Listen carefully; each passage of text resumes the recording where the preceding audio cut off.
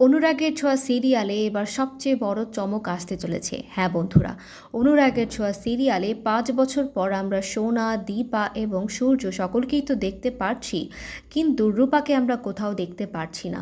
আর সকলের মনে একটাই প্রশ্ন, রূপা কোথায়, রূপাকে কবে দেখা যাবে। এখানে রূপাকে নিয়ে সবচেয়ে বড় একটা আপডেট সামনে এসেছে। হ্যাঁ বন্ধুরা, রূপাকে তোমরা শীঘ্রই দেখতে পাবে, আর রূপা এখানে সাক্ষ্যদ্বীপের বাড়িতেই তোমরা দেখতে পাবে। হ্যাঁ বন্ধুরা, সাক্ষ্যদ্বীপের মেয়ে হিসেবে এখানে রূপাকে আমরা দেখতে পাবো। আর এখানে যখন দীপার বানানো খাবার সকলের খুব ভালো লাগছে, সাক্ষ্যদ্বীপ তখন দীপার বানানো খাবার কিন্তু ব্রেকফাস্ট মেনুতে অ্যাড করে দেয়। আর তারপর একদিন দীপার বানানো খাবার সাক্ষ্যদ্বীপ তার ঘরে নিয়ে যায়, আর সেখানে রূপা সেই খাবার খেয়ে তার মাকে মনে করতে থাকে। আর তারপর এখানে সাক্ষ্যদ্বীপকে রূপা বলে, আমি এই আন্টির বানানো খাবার আবার খেতে চাই, তুমি কি তাকে বলতে পারবে আমাদের বাড়িতে আরেকবার খাবার পাঠাতে।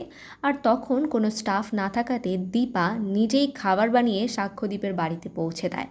আর সাক্ষ্যদ্বীপের বাড়িতে পৌঁছে এখানে দীপার দেখা হয়ে যায় রূপার সঙ্গে।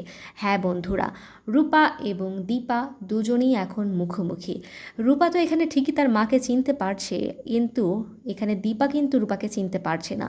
তো তোমরা কতটুকু এক্সাইটেড সামনের পর্বগুলো দেখার জন্য কমেন্ট করে অবশ্যই জানাও। আর আমাদের চ্যানেলটিকে সাবস্ক্রাইব করে আমাদের সঙ্গেই থাকো নতুন নতুন আপডেটের জন্য।